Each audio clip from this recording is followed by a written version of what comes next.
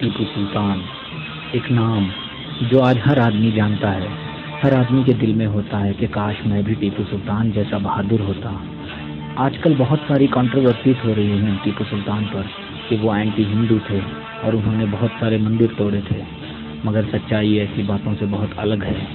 کیا آپ جاننا چاہتے ہیں ٹیپو سلطان کون تھے، ان کی شخصیت کیا تھی؟ چلیے سنیے۔ حیدر علی کے گھر میں ایک بچہ پیدا ہوا۔ سن 1750 نومبر 10 تاریخ کو جمعے کا دن تھا۔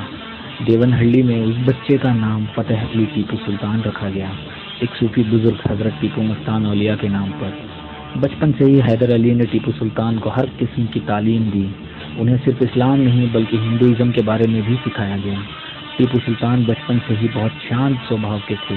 جب انہوں نے تلوار چلانا سیکھا تو اپنے ٹیچر سے کہا، مجھے خون بہانا اچھا نہیں لگتا، مگر میں ہمیشہ سچائی کے لیے اور اپنے ملک کی حفاظت کے لیے تلوار ضرور اٹھاؤں گا۔ جب حیدر علی میسور کی حکومت کے سروادھیکاری بنے تو انہوں نے ٹیپو سلطان کو اپنے پاس بلا لیا اور ٹیپو سلطان نے 15 سال کی عمر میں اپنی زندگی کی پہلی جنگ میں حصہ لیا۔ اس جنگ میں انہوں نے ثابت کیا کہ وہ ایک بہادر کے ساتھ ایک ولی صفت انسان بھی تھے۔ ٹیپو سلطان نے ہارے ہوئے بالم کے راجا اور اس کی فیملی کو رہا کروایا۔ یہ کام دیکھ کر بالم کے راجا نے کہا، ٹیپو، میں اپنی پگڑی حیدر علی کے پیروں میں ان کے ڈر کی وجہ سے رکھ رہا ہوں، مگر میرا دل کرتا ہے کہ میں اپنا سر تیری قدموں میں رکھوں، تیری عزت میں۔ ایسے ہی ایک اور قصہ ہوا سیکنڈ میسور وار میں، جب ٹیپو سلطان نے برٹش کو ہرا دیا اور لگ بھگ 3000 برٹش سپاہیوں کو گرفتار کیا گیا۔ اس میں سے ایک کرنل بیلی تھا۔ جب کرنل بیلی کو حیدر علی کے پاس لایا گیا تو وہ بہت بری حالت میں تھا، اس کے سر سے خون بہہ رہا تھا۔ یہ دیکھ کر ٹیپو سلطان گھوڑے سے نیچے اتر گئے اور کرنل بیلی کے پاس گئے اور اس کو سہارا دیا اور ایک پالکی منگوائی اور خود کرنل بیلی کو پالکی میں بٹھانے لے جا رہے تھے کہ کرنل بیلی کے سر سے خون کی کچھ بوندیں ٹیپو سلطان کے ہاتھ پر پڑ گئی تو کرنل بیلی معافی مانگنے لگا تو ٹیپو سلطان نے اس کو کہا، تمہارے خون اور میرے خون میں کوئی فرق نہیں ہے، ہم دونوں کے خون کا رنگ ایک ہی ہے، تم بھی انسان ہو، میں بھی انسان ہوں، اس لیے معافی مت مانگو، کیونکہ معافی صرف اللہ تعالیٰ سے مانگی جاتی ہے، انسانوں سے نہیں۔ سن کر کرنل بیلی رونے لگا اور کہا، دنیا ہمیں بھول جائے گی لیکن آپ کو ہمیشہ یاد رکھے گی ٹیپو صاحب۔ ٹیپو سلطان کی عمر جب 20-25 سال کی تھی، وہ ایک دن اپنے ایک فرینچ دوست کے ساتھ جنگل میں شکار کرنے گئے۔ وہاں ایک شیر نے ان کے دوست پر حملہ کر دیا تو ٹیپو سلطان نے بڑی بہادری کے ساتھ اس شیر کا مقابلہ کیا اور اس کو مار دیا۔ اس بات کو دیکھنے کے بعد ان کے دوست نے ان کو میسور کے شیر کا لقب دیا، ٹائیگر آف میسور کے نام سے ان کو پکارا جانے لگا اور انہوں نے شیر کو اپنی حکومت کا سمبل بھی بنایا۔ جب حیدر علی کا انتقال ہوا تو ٹیپو سلطان کو میسور کا سلطان بنایا گیا۔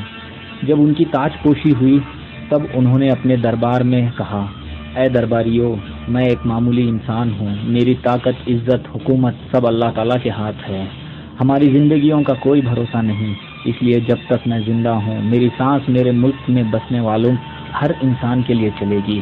میری حکومت میں ہندو ہو یا مسلمان سب برابر ہیں اور ان کی حفاظت اور ترقی کے لیے میں کچھ بھی کروں گا، کیونکہ میں اللہ رب العزت کے سوا نہ کسی کے قہر اور غضب سے ڈرتا ہوں اور نہ مجھے کوئی اسلام کی راہ سے ہٹا سکتا ہے۔ ٹیپو سلطان نے جب کیرلا فتح کیا تو وہاں ایک قانون تھا کہ ہندو دلت عورتیں پورے کپڑے نہیں پہن سکتی تھی۔ یہ قانون وہاں کی اونچی ذات والے برہمنس نے بنایا تھا۔ ٹیپو سلطان نے حکم دیا کہ عورت کا احترام کرنا ضروری ہے۔ عورت ماں بن کر جنم دیتی ہے، بیٹی بن کر خوشی دیتی ہے، بہن بن کر ساتھ دیتی ہے، بیوی بن کر زندگی سجاتی ہے، اس لیے ہمیں عورتوں کا احترام کرنا بہت ضروری ہے۔ جو میرے اس حکم کو نہیں مانے گا وہ میرا غصہ بھی دیکھے گا۔ جب تھرڈ میسور وار میں ٹیپو سلطان کو غداری سے انگریزوں نے ہرایا تو ٹیپو سلطان نے اپنے 2 چھوٹے بچوں کو تک گروی رکھا اس دیش کے لیے۔ آج کے لوگ کہتے ہیں کہ ٹیپو سلطان اینٹی ہندو تھے، اینٹی انڈیا تھے۔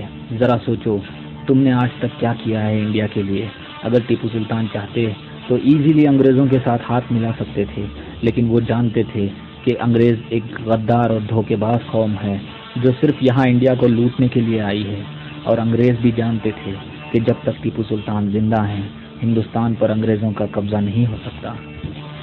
ٹیپو سلطان نے دنیا کی پہلی راکٹ سسٹم بنوائی تھی جو میسائل کی طرح دشمنوں پر گرائی جاتی تھی۔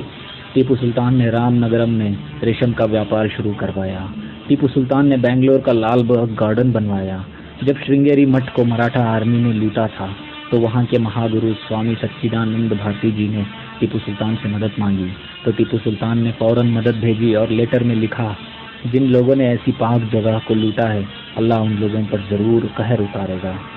ٹیپو سلطان نے اپنی زندگی میں بہت ساری مندروں کو بنوایا اور حفاظت بھی کی. ان کا ایک لائیو ایگزامپل ہے شری رنگا پٹنہ میں ٹیپو سلطان کے پیلس سے تھوڑی ہی دور پر شری رنگناتھ سوامی کا مندر. ایک بار ایک مولوی صاحب نے ٹیپو سلطان سے کہا، آپ مسلمان ہیں اور آپ کے محل کے نزدیک ایک مندر؟ تو ٹیپو سلطان نے کہا، میں اس مندر کی چھاؤں میں کھیل کر بڑا ہوا ہوں. وہ مندر میرے لیے اتنا ہی پاک ہے جتنا ایک مسجد ہے. اور اللہ نے قرآن میں کہا ہے کہ جنت کے باغ میں کئی قسم کے پھول ہیں لیکن سب کی خوشبو ایک ہے. ویسے ہی ہمارے دھرم الگ ہیں مگر ہمارا خدا ایک ہے. ٹیپو سلطان ایک پنج گانا نمازی تھے. انہوں نے اپنی پوری زندگی میں کبھی تہجد نماز بھی قضا نہیں کی تھی. جب ٹیپو سلطان نے مسجد اعلیٰ کی تعمیر کروائی تو ان کے استاد محترم نے ایک شرط رکھی کہ اس مسجد کی پہلی امامت وہی کرے گا جس نے آج تک تہجد نماز بھی قضا نہ کی ہو. کوئی بھی امامت کرنے کے لیے آگے نہیں آیا. تب حضرت ٹیپو سلطان خود آگے بڑھے اور اپنے استاد سے کہا کہ آج آپ نے میرا راز پوری دنیا کے سامنے ظاہر کر دیا. یہ کہہ کر حضرت ٹیپو سلطان نے مسجد اعلیٰ کی پہلی امامت کی. ٹیپو سلطان ہمیشہ مسجد کے سائڈ ڈور سے اندر داخل ہوا کرتے تھے نماز کے لیے. کسی نے اس کی وجہ پوچھی تو انہوں نے کہا، اگر میں مسجد کے مین ڈور سے اندر گیا تو ہو سکتا ہے کوئی مجھے دیکھ کر میرے احترام میں کھڑا ہو جائے.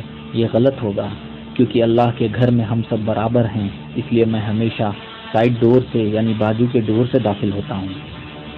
ٹیپو سلطان ہمیشہ فجر کی نماز ادا کرنے کے لیے پیدل اکیلے نکل جایا کرتے تھے. تو ایک بار ان کے سپاہیوں نے کہا، حضور آپ اکیلے نہ جایا کیجیے، ہمیں حکم دیجیے، ہم آپ کے ساتھ چلیں گے. تو حضرت ٹیپو سلطان نے جواب دیا، جب میں اذان سن کر نماز کے لیے نکلتا ہوں تو اس وقت مجھے اپنی جان کی فکر نہیں ہوتی، کیونکہ جس رب نے مجھے نماز کے لیے بلایا ہے وہی میری حفاظت کرے گا. جب انگریزوں نے دیکھا کہ تھرڈ میسور وار کے بعد بھی ٹیپو سلطان نہیں جھکے اور میسور پہلے سے زیادہ خوشحال اور ترقی کرنے لگا تو انگریزوں نے ٹیپو سلطان کو ہٹانے کا فیصلہ کر لیا. انگریز جانتے تھے کہ وہ ٹیپو سلطان کو نہیں ہرا سکتے تو انہوں نے مراٹھا اور حیدرآباد کے نظاموں کے ساتھ مل کے پھر سے میسور پر حملہ کیا. یہ فورتھ میسور وار وہ جنگ تھی جس نے انڈیا کی پوری ہسٹری بدل دی، کیونکہ ہندوستان کی آخری ڈیفنس تھے ٹیپو سلطان. جب جنگ شروع ہوئی تو بہت لوگوں نے ٹیپو سلطان کو دھوکہ دیا، جیسے میر صادق، میر ندیم، پورنیہ پنڈت. اور وہ 4 مئی کا دن تھا. فجر کی نماز پڑھنے کے بعد ٹیپو سلطان اپنی فوج کے پریپریشنز دیکھنے نکل گئے. ان کے ساتھ کچھ 10-12 خاص سپاہی تھے اور ان کا ایک خاص غلام راجہ خان بھی تھا. ٹیپو سلطان بہت بے چین تھے اس دن، ایسا جیسے وہ کسی کا انتظار کر رہے ہیں. جب ظہر کی نماز ادا کرنے کا وقت ہوا تو انہوں نے ظہر کی نماز ادا کی اور راجہ خان نے ان سے کہا، حضور آپ نے صبح سے کچھ نہیں کھایا، آپ کچھ کھا لیجئے. تو سلطان نے کہا، ٹھیک ہے لگاؤ. ٹیپو سلطان جیسے ہی بیٹھے کھانے کے لیے اور ایک نوالا اٹھایا ہی تھا کہ بھیانک توپوں کی آواز گرجنے لگی چاروں طرف سے.